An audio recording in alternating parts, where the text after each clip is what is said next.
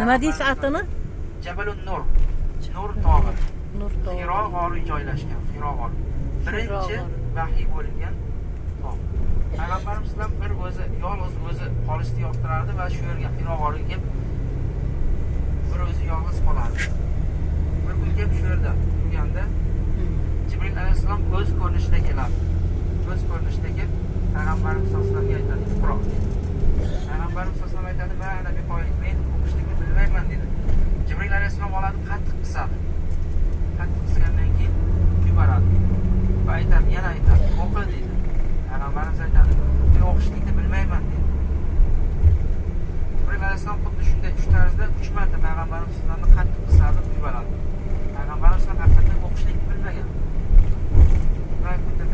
Payg'ambarimiz haqida aytadi, o'qishlikni ham bilmagan. Hattoki o'ng qo'l bilan yozishni bilmagan deydi. Payg'ambarimiz omma odam bo'ladi. 3 marta shunday qisib yuborgandan keyin Jibril alayhissalom nima? Iqro Alaq surasini dastlabki 5 oyatini o'zi o'qiydi. Iqro bismi robbikal ladzi xalaq xalaqal insana